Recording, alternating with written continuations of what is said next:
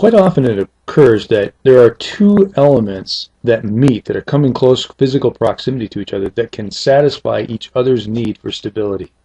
An example would be a group 1 and a group 7. Group 1s need to lose a dot. Group 7s, the halogens, need to gain a dot. So a natural fit would be for the group 1 to lose its electron to the halogen, to the group 7. An example of this would be sodium and chlorine. Sodium is a group 1, has that one dot. Chlorine's a group 7, needs a dot.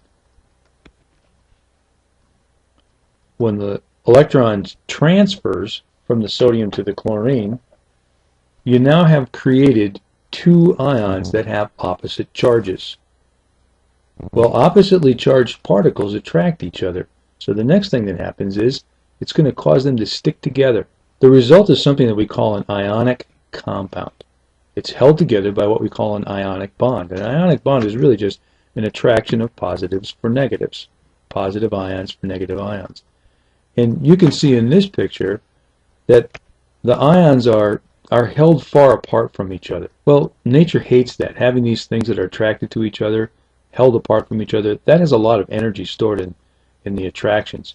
So they're going to stack together in a way that fits them closest together so that they can minimize how much energy is stored in their attractions. So they'll move like this.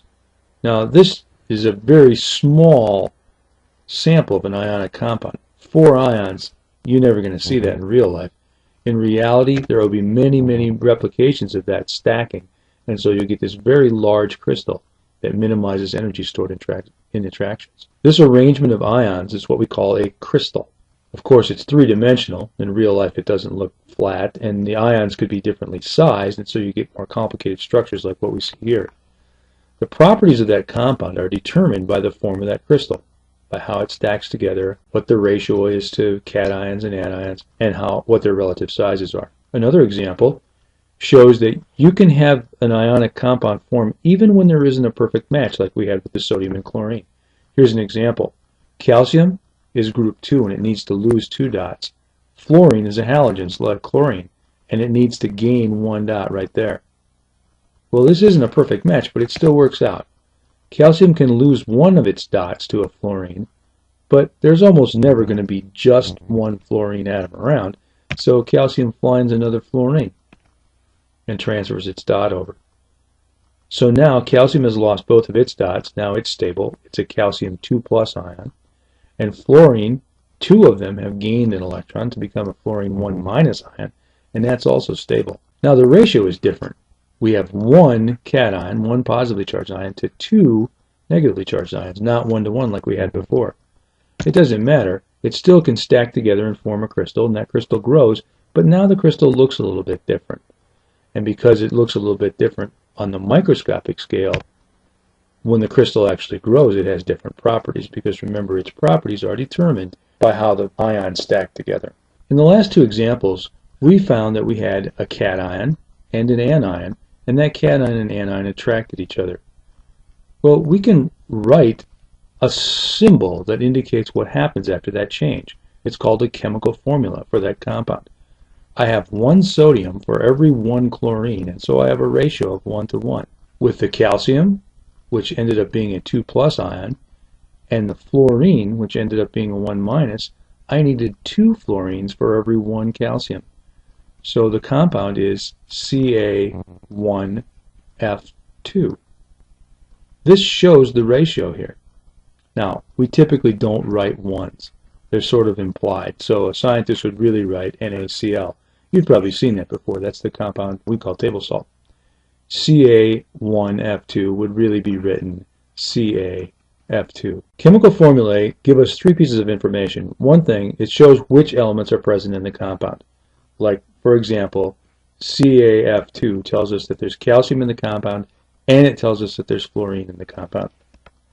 It also shows the ratio of one element to the other through subscripts. When we wrote the formula CaF2, we're telling that there's 1 calcium for every 2 fluorines in the crystal. And another thing that's kind of built into the chemical formula is it shows that an ionic compound has a neutral charge. The calcium was 2+, the fluorine was 1-, but there were 2 of them.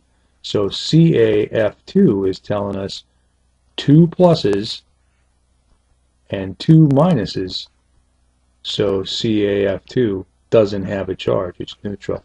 Because cations are typically metals and anions are typically nonmetals, we're often going to see, usually we're going to see, that ionic compounds are formed between a metal and a nonmetal. Law of conservation of matter says that you can't create or destroy atoms, and you can't create or destroy electrons. And so taking that into account, we can predict what kind of a compound we're going to get just by looking at how the dots have to move around to be conserved.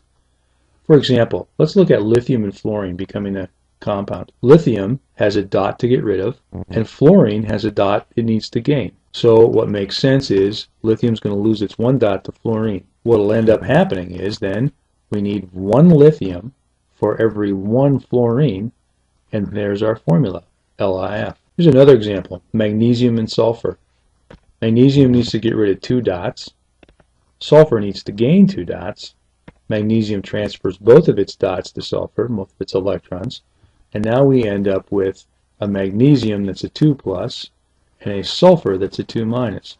Well, since one magnesium was all we needed to satisfy the stability needs of one sulfur, it's 1-to-1, MgS. Here's another example, calcium and chlorine. Calcium needs to get rid of 2 dots. Chlorine needs to gain 1 dot. So we know that calcium is going to transfer its dot to one chlorine, and then it's going to have to find another chlorine to transfer its second dot. Well, this tells us a ratio, 1 calcium to 2 chlorines. CaCl2 is going to be the formula. Okay, you try this one. Give the formula for the compound that's formed by magnesium and oxygen. Okay, here's your answer. Magnesium is in column 2, so it's got 2 dots. Oxygen is column 6. It's going to have 6 dots. Oxygen needs 2 more. Magnesium needs to get rid of 2.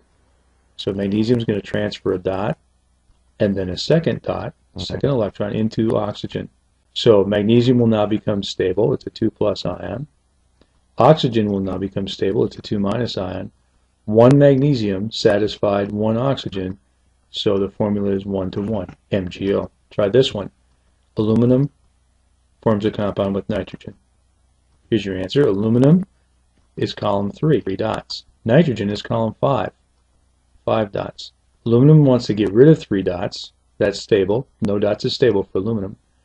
The best way for nitrogen to become stable is to gain 3 dots. So aluminum will transfer 1, 2, 3 dots over to nitrogen. That makes the aluminum a 3 plus ion.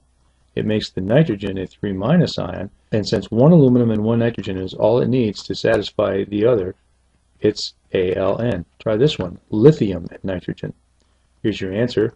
Lithium's column 1, needs 1 dot, needs to get rid of 1 dot.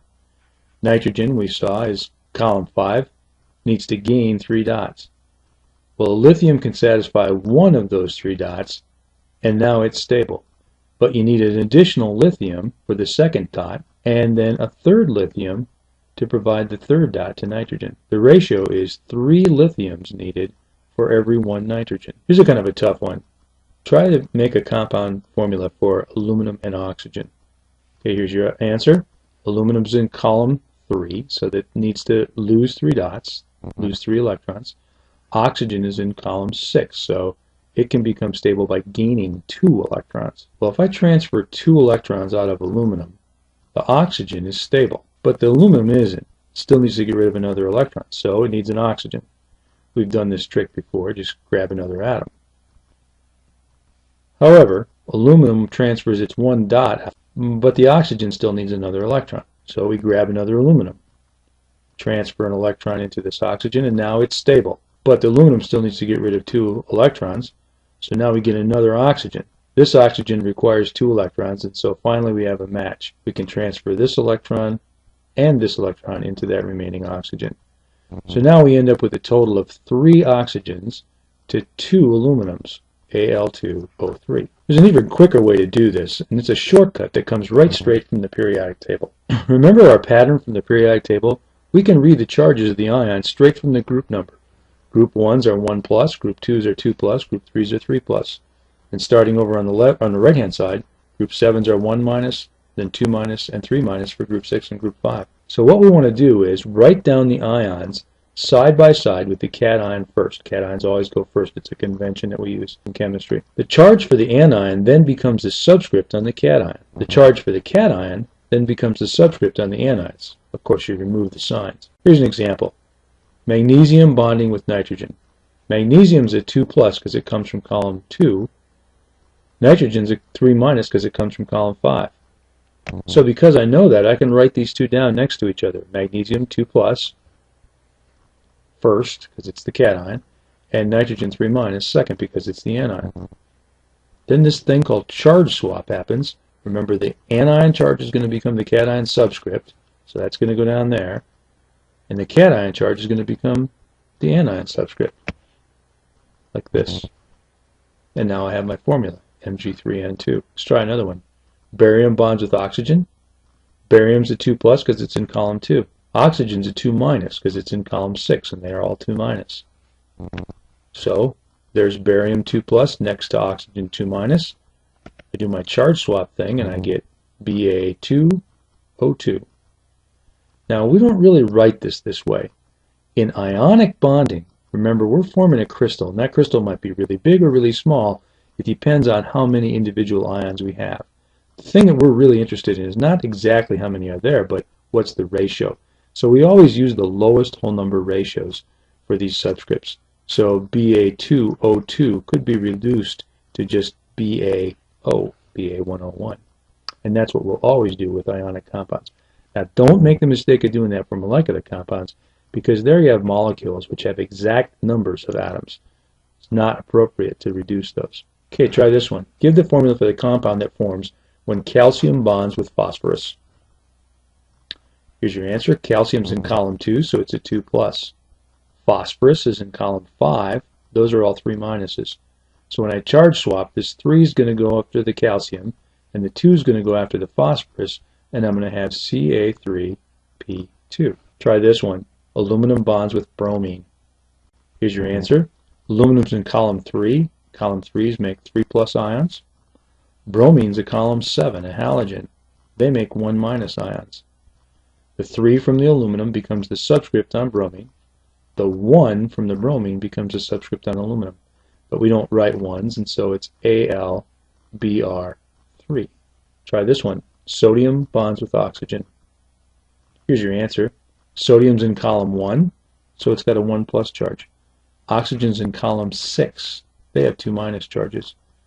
This 2 becomes the subscript on sodium. The 1 on sodium becomes the subscript on oxygen. And so my formula is Na2O. Give the formula for the compound that forms when beryllium bonds with selenium. Here's your answer. Beryllium is in column 2, so it's a 2 plus ion. Selenium is in column 6. They're 2 minuses. When my charges are equal and opposite, they're just going to cancel out, and I'm going to end up with no subscripts. So it's BeSe. Naming ions is pretty easy. Monatomic, or one-atomed cations, are just called by their element name. So Na plus is just called sodium, or Mg2 plus is just called magnesium. Monatomic anions have names that are similar to their element names, but they end in "ide." So, for example, oxygen would become oxide, or nitrogen would become nitride. We saw a pattern in endings like that was in covalent bonding. So to name them, you just stick the names of the ions together and put the cation first. Here's an example. NaCl, sodium is the name of the monatomic cation, and chloride is the name of the monatomic anion. So we just put them together, cation first, sodium chloride. Another example, magnesium and chlorine. Magnesium is the name of the cation, because it's a monatomic cation, and chloride is the name of the anion, monatomic anion. Notice that I don't say magnesium dichloride. I don't put that word in there, because those prefixes are only used when you are specifying specific numbers of atoms in molecules. We only use them for covalent compounds. We never use the prefixes for ionic compounds. Another example, calcium is the cation. Phosphorus is its ending changed to ide, so it's phosphide, calcium phosphide. Once again, it's not tricalcium diphosphide. I Don't use those prefixes with ionic compounds. Aluminum oxide.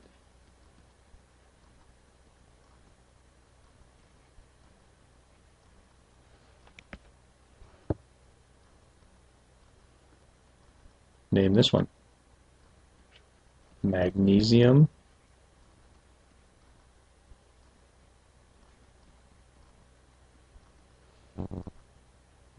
oxide. Try this one. Here's your answer. Barium iodide. Try to write the formula for magnesium bromide. Here's your answer. We know that magnesium is a 2+ because it's in column 2. We know bromine is a column 7, and that's the anion. So the formula is MgBr2 when we do charge swapping. Write the formula for strontium sulfide. Well, strontium's in column 2, so it's 2+. Sulfur is in column 6, so it's 2-.